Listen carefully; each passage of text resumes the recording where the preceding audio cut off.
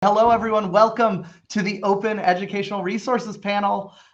This is a very, very exciting policy, and I'm so excited to have three wonderful open educational resources, educators, advocates, activists, practitioners, experts, theorists of this transformative model. What I really like about this policy is that it doesn't appear, at the start, you think, oh, this is this wonky policy. It has an acronym, OER. What does it mean, Open Educational Resources? But the more you learn about it, the more you see that this is one of the most foundational policies to what it means to be in a democracy. That education and open education are so key pillars of what we're doing here, that we wanted to raise it up here at this panel. So we've got three wonderful folks here to talk about raising it up. We're going to start with you, Hal. Hal Plotkin is a former senior advisor to the U.S. Department of Education during the Obama administration. He's been involved seriously and deeply with Creative Commons.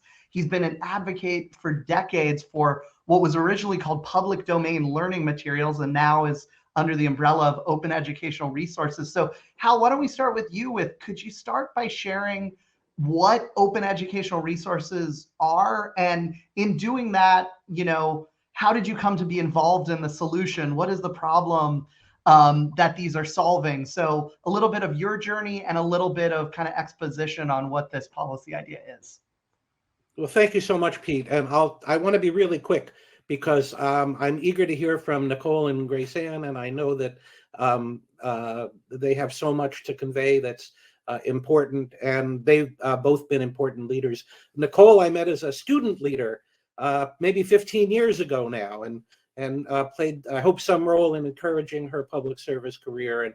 And I'm so proud to be on this panel with her, and so proud of everything she's accomplished in the last 15 years of a remarkable public advocacy career. Open educational resources are defined as learning resources, learning or teaching resources that are either in the public domain or released with an open intellectual property license that allows for them to be used and or improved or adjusted free of charge to anyone. And by means of background, and I should tell you, I've been so excited about this seminar today. It's been fabulous. I've been with you since the morning, and it's terrific to see so many emerging leaders coming at political involvement with energy and determination and new insights about how to make it and succeeding. That's another thing. You put some real spotlight on some successful political strategies that are making a difference. And so this fits very much within that. But one of the things I've noticed is I'm about the only person with this white hair. And what the white hair gives me is a little chance to give you a 2-minute history lesson on digital policy. I grew up here in Silicon Valley, where I became a reporter. I was one of the founding editors of Marketplace on public radio. Worked for a bunch of different newspapers and magazines covering Silicon Valley. One of the first things that I covered, interestingly, as a very young reporter, was called the Homebrew Computer Club, which is actually where Steve Jobs met Steve Wozniak and the birthplace of Apple Computer. And when I would go to those meetings in the 1970s, one of the things that people would talk about when they were so excited about computers and digital technologies was the idea, the vision, that computers were going to make education, the distribution of educational opportunities, more just and democratic. That in the old days, education and quality education in particular were kind of like the lifeboats on the Titanic. It was so expensive to provide education that you had to restrict it to a tiny, small group of people who you would deem to be qualified. And then you'd go through this process, and most people wouldn't be qualified. And the idea was that computers, and this is what they talked about at almost every homebrew computer club meeting, was that once computers became available, it would break down the barriers to a dramatic improvement in educational opportunities of the highest quality. Flash forward 20 years later, 20 something like that, in my 40s, I think, I'm 65 now. I found myself on the board of trustees of the local community college district, which was just beginning to roll out computers and online modalities for education. And the first thing that happened is a bunch of students came to our board to complain that a couple of faculty members had used online technologies and digital technologies, to set up a website for their class where they would distribute what's called the green sheet, which is the thing that usually be on a green piece of paper. A professor would give it to a student at the beginning of the class, and it has the assignments, what readings are done, all of those kinds of stuff. Except now the teachers were going to distribute it online through this brand new thing called a website.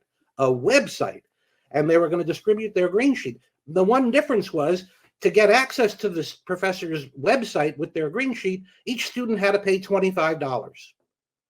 And the professors were pocketing the money personally. So here I had this incredible revelation that, yes, these digital technologies, which could give people access to information for free, could also be used to blockade information and to extort money from students in new ways. And then I realized that computer technologies didn't decide how to use themselves.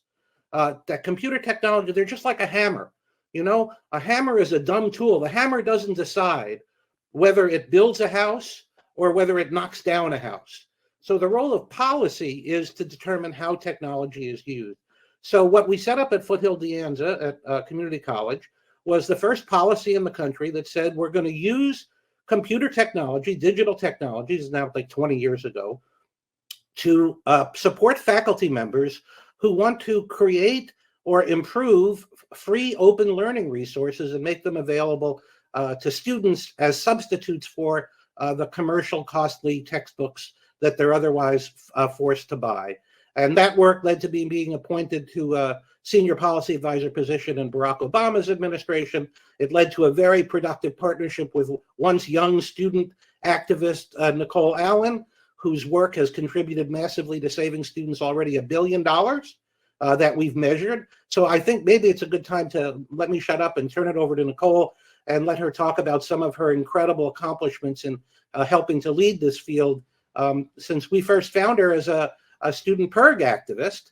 And then I think Grace is the new Nicole, and we're expecting similar accomplishments from her over the decades to come. Nicole, it's always an honor to be on a panel with you, and it's such a delight to see you.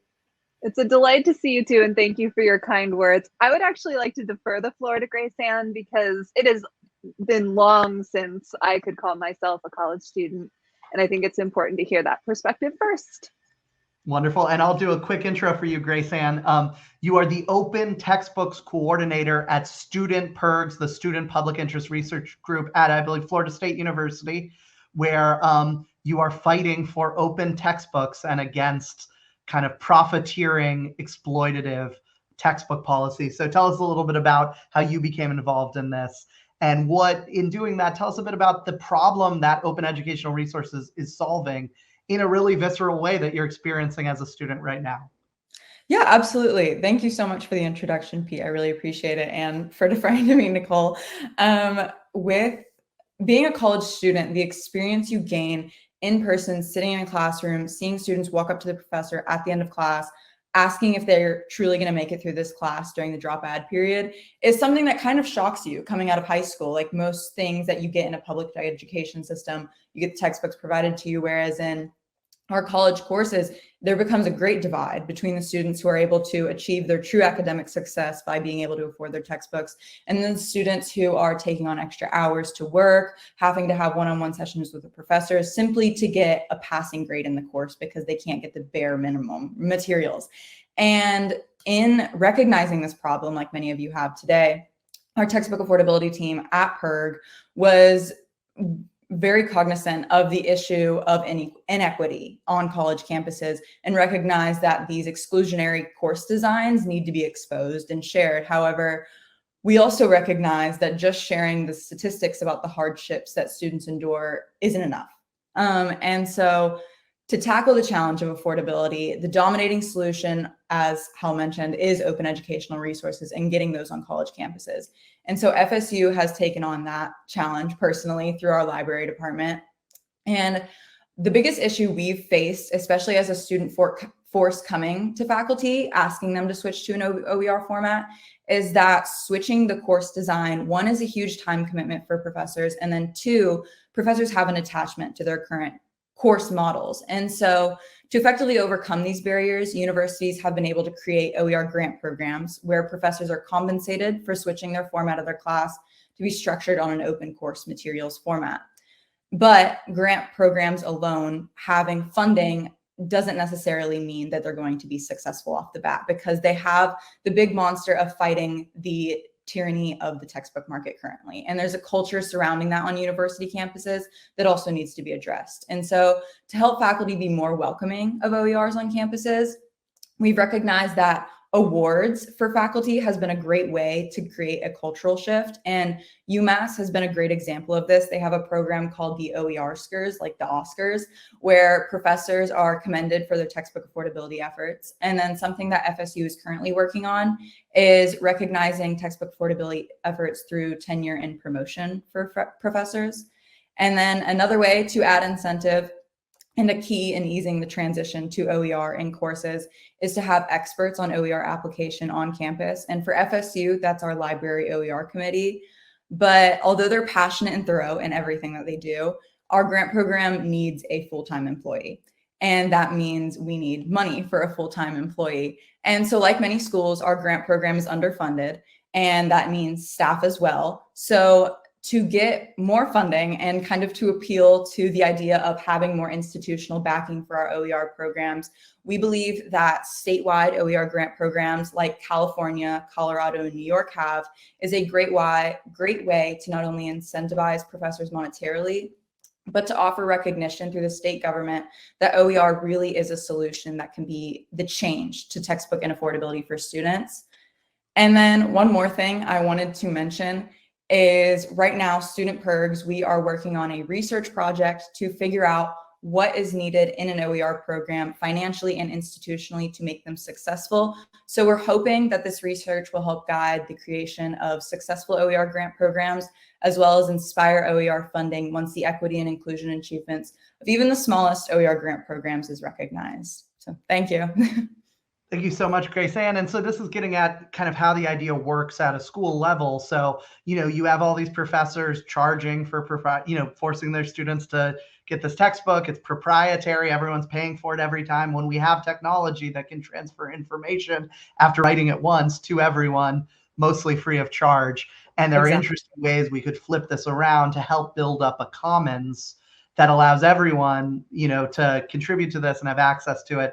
And so now to get into kind of how we start seeing this as a policy issue, we have a lot of state leaders, state advocates, state leader staffers in the audience today.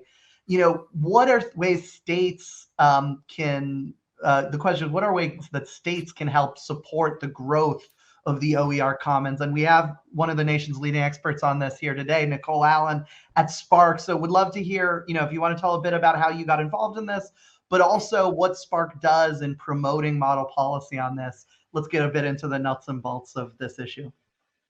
For sure. Well, it's great to be here. And I think this is a really exciting area of policy because it is an opportunity to sort of push for bold progressive changes to the way that we support course materials and improve student access and equity. But it's also an issue that can work across the political aisle.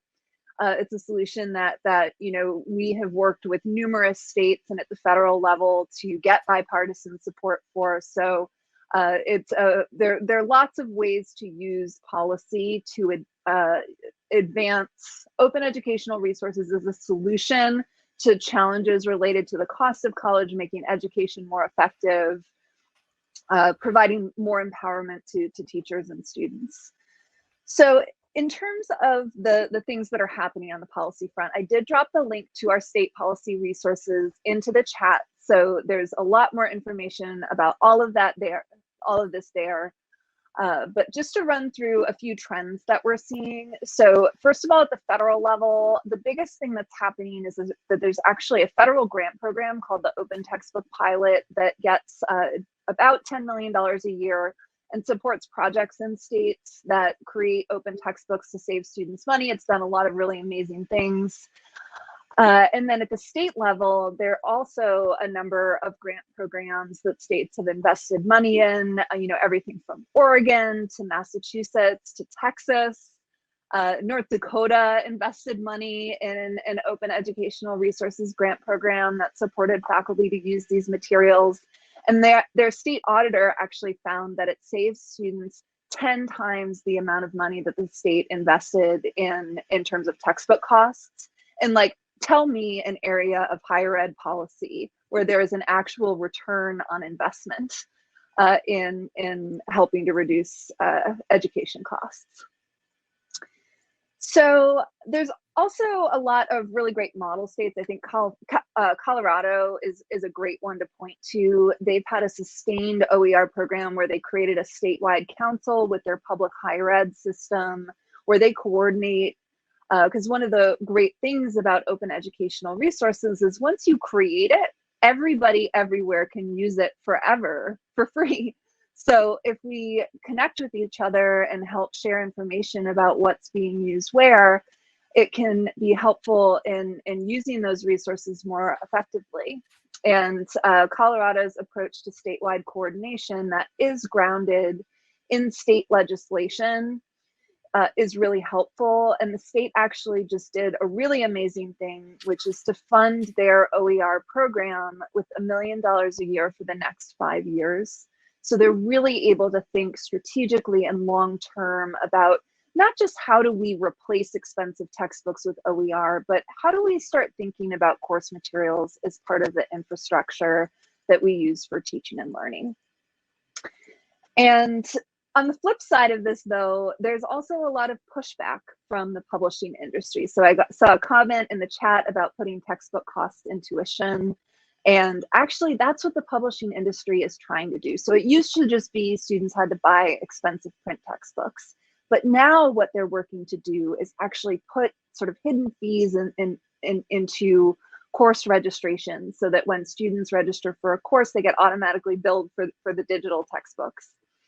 And that creates all sorts of issues in terms of the long-term costs of higher education, because that cost can get a little bit hidden and students don't have the ability to shop around. So I think there's a lot of complex things happening right now, and there's actually a model policy on our website that can help bring some transparency and regulation to the kind of deals that universities and colleges are striking with publishers to automatically bill students for costs, which we see as sort of a missed opportunity to take advantage of the fact that we have all of this technology, we have the ability to share resources and leverage that to use open educational resources instead of these sort of quick fix issues that are only going to lead to higher costs in the long run. So I'll stop there because I figure that there are going to be a lot of questions about all of the things that we've discussed, and turn it back to you, Pete. Thank you so much for these wonderful kind of explanations, overview of the issue. You know, one of the reasons we were excited about this issue at the Democracy Policy Network is, you know, there's one level to it, which is it helps save money. You know, it helps make money for the state. The amount you invest in it comes back. And, you know, the way to think about how that works is basically you start building this commons. Maybe you put some money in to invest in building it out. But then as people use it, it's, you know, they get wide use of it and on and on. But we're also interested in this. It's like democratic potential. It's participatory potential. It's collaborative potential. So I'd love to hear a little bit about how it's not just that we go, you know, a world where OER is widely, you know, used. It's not just like, oh, textbook costs were expensive, now they're cheap. It also has the potential to really transform and make much more participatory the co-creation of curricula and education in states and across the country and often across the world. So I'd love to hear about kind of the democratic potential of OER, if any of you want to jump in on that. Sure, I'll give it a try. You know, really what we're talking about here is building public digital infrastructure. Imagine if back in the old days, 50, 80 years ago, when a community wanted to build an old bricks and mortar school, they had said, well, what we're going to do is we're going to allocate a budget to build a school. We're going to pay the contractor to build the school. And then after we've paid the contractor to build the school, we're going to give the contractor the keys, and we're going to tell the contractor that they can charge all of the students for a password to get into their local elementary school every day they come. Everybody would have said in the old analog days, that's crazy. That's not how we make public policy. We don't pay the contractor who built the brick and mortar school and then let him set up a toll booth before students can enter the school. But when we got into digital public goods at the beginning of the technology era, people didn't really understand how digital technologies work. They didn't know that we could have public ownership of digital technologies. I put in the chat, for anybody who's interested, an essay that I wrote on Medium about the history of public technology policy, but it provides very good background on these issues and the connection between democracy and public technology and public resources. But when you provide, and one of the things we discovered, by the way, when I started advocating about this decades ago, initially just trying to save students money, because it seemed crazy to me that we were going to charge a student $300 for an advanced mathematics textbook when we could give that student the same material for free online. That was just a waste of taxpayers' money and a waste of scarce student money. But as we started to deploy these materials, we discovered that students who used them were doing better than students in conventional classes. And Nicole and Graceanne alluded to one of the main reasons is we discovered an awful lot of students, obviously students with fewer financial means, were trying to pass their classes without buying the book.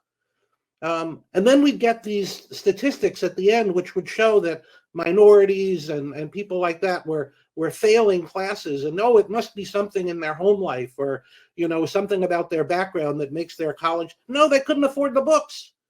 And as soon as we started fixing that problem, we started seeing success rates increasing across groups that were thought to be less successful. So education access is one of the best things that we have to promote democracy and to prevent disinformation, to create a more informed electorate, and broadening the access to information and high quality education is fundamentally a democratic enterprise.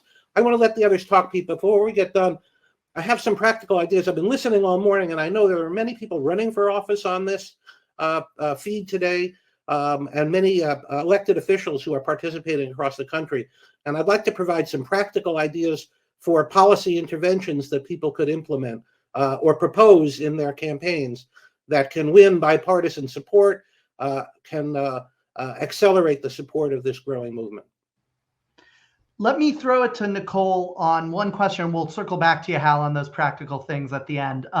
Nicole, just a minute or two, we'd love to hear about how this, a lot of this is all from state policy perspective. We've talked a lot about universities. Can this apply to K through 12 at all as well? Yeah, absolutely. And the dynamics, of course, in K-12 are a little bit different because it's not the students purchasing their textbooks, or at least in most public higher ed. And we've seen a lot of activity happening at the K-12 level. A number of states have joined, actually something led by the Obama Department of Education called #GoOpen. And states and districts made commitments to incorporate openly licensed materials into their work and support teachers to do it as part of professional development. And states have implemented that in a wide variety of ways. I stuck a link in the chat to Washington State, which I think is really one of the most fantastic examples. And in the K-12 level, it's really about changing the way that you're spending resources. Rather than spending heaps and heaps of money purchasing the same textbooks over and over again from publishers that are out of date by the time that you have to rebuy them, why not invest in supporting teachers to curate, customize, improve materials that are tailored for their students and their unique population? In compliance, with state standards. So, and there are actually some really great success stories, like Engage New York is the math curriculum. That's actually one of the most widely used math curriculums, and it's open education, openly licensed. That is wonderful.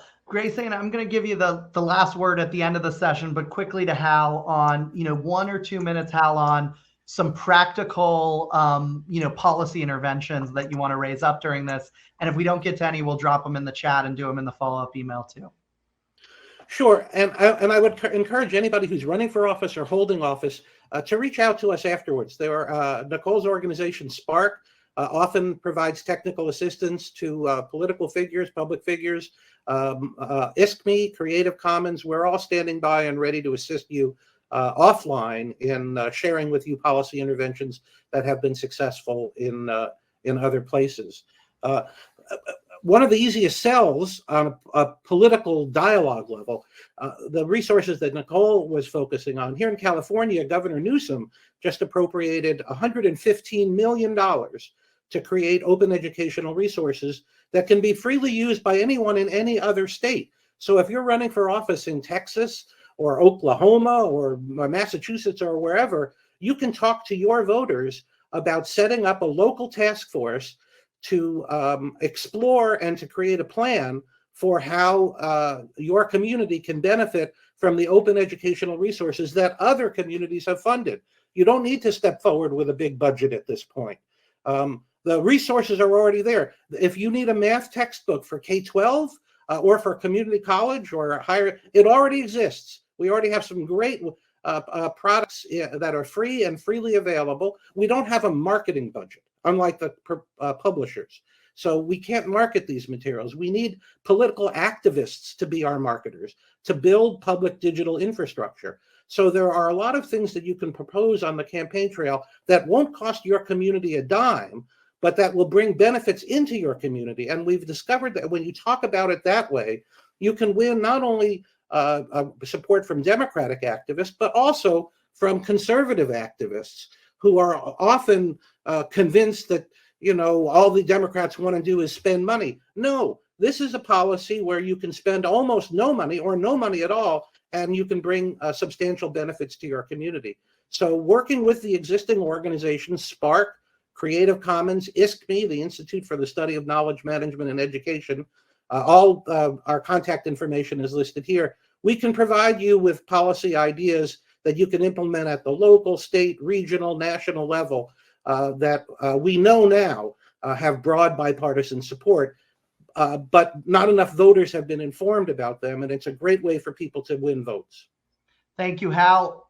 Last word from Graceanne. Why should people fight for this? And do you have any final tips to them on advocating for this in their neck of the woods, just like you have with student PIRGs and at FSU? Yeah, absolutely. I think the one example that truly speaks to why students need this is how heavy my heart was when we ran a tabling campaign asking students what they could afford if they didn't have to buy textbooks. And the weight of the post notes that said I could buy groceries hurts.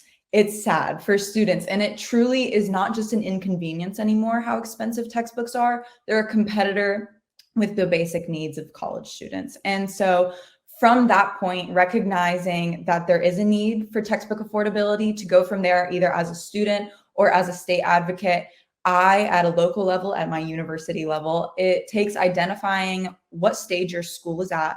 At FSU, we're at the hearts and minds stage. You have to have an awareness campaign as far as showing professors that this truly is a problem, and then rallying behind the change makers on your campus. We've grown relations with our faculty senate and provost office, speaking to them not only about that this is an issue, but what their role is in getting change on our campus, as far as the award and tenure and promotion recognition that we've talked about, as well as roping in kind of our state of Florida into grant program efforts and funding us specifically as a university.